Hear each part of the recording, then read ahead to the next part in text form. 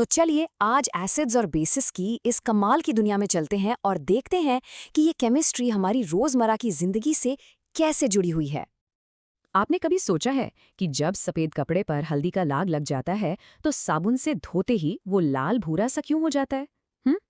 चलिए आज इसके पीछे का साइंस समझते हैं। और हाँ, एक और सवाल। अक्सर घर में बड़े लोग कहते हैं ना कि दही या कोई भी खट्टी चीज पीतल या तांबे के बर्तन में मत रखो। आखिर ऐसा क्यों? इसके पीछे भी आपने सही सोचा, एक केमिकल कारण है। तो इन सारी पहेलियों के पीछे जो दो मेन कैरेक्टर्स हैं वो हैं एसिड्स और बेसिस। आइए सबसे पहले इन्हीं से मिल लेते हैं। तो देखिए, एसिड्स जो होते हैं वो टेस्ट में आमतौर पर खट्टे होते हैं, जैसे नींबू का रस, है ना। और उनकी एक और पहचान है, वो नीले लिटमस पेपर को लाल कर देते हैं। और बेसिस वो बिल्कुल उल्टे हैं, वो स्वाद में कड़वे होते हैं, जैसे बेकिंग सोडा, और वो लाल लिटमस पेपर को नीला कर देते हैं। सिंपल। लेकिन एक मिनट, हम हर चीज को चक्कर तो टेस्ट नहीं कर सकते हैं ना? ये तो काफी खतरनाक हो सकता है। तो फिर हमें पता कैसे चलेगा?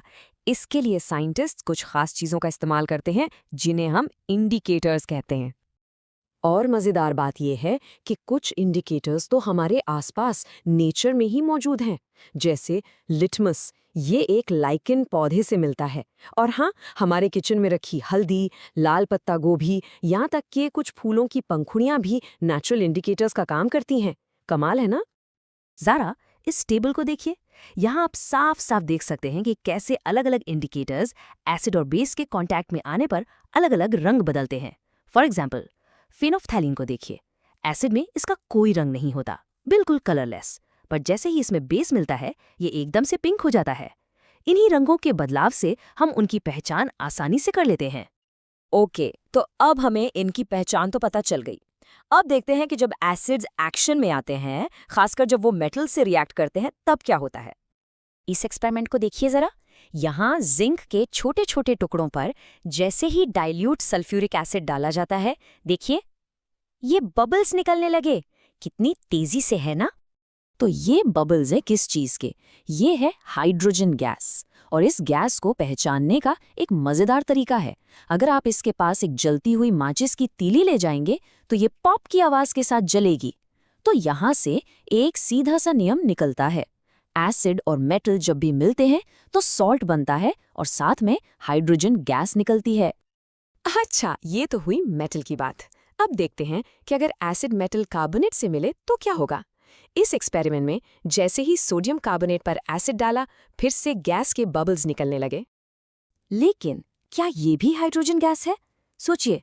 नहीं, इस बार ये कार्बन डाइऑक्साइड गैस है और इसकी पहचान हाइड्रोजन से बिल्कुल अलग है।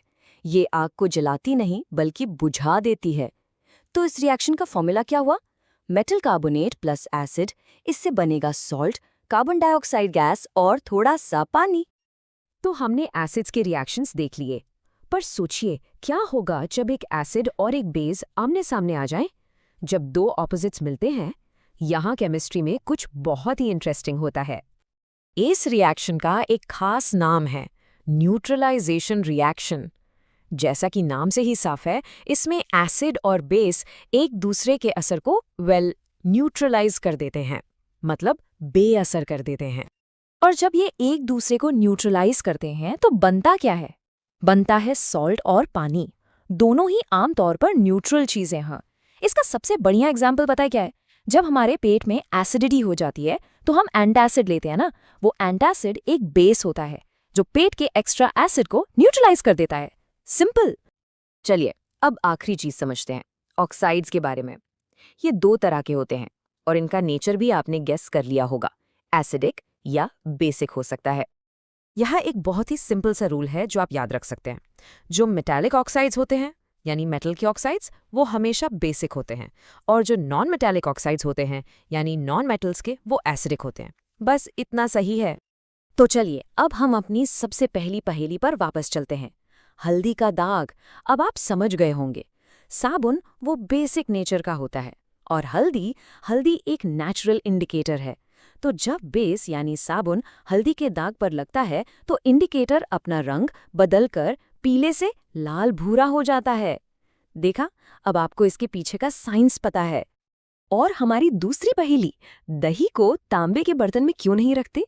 क्योंकि दही में होता है एसिड, और जब ये एसिड तांबे जैसे मेटल से रिएक्ट करता है तो वो कुछ ऐसे हार्मफुल सब्सटेंसेस बना सकता है जो हमारी सेहत के लिए अच्छे नहीं है। इसलिए ये सलाह दी जाती है। तो अब जब आप एसिड्स और बेसिस के बारे में इतना कुछ जान चुके हैं, तो अब आपका काम है जरा सोचिए और अपने आसपास देखिए, ऐसी और कौन-कौन सी चीजें हैं जिनके पीछे का साइंस अब आप समझा सकते हैं।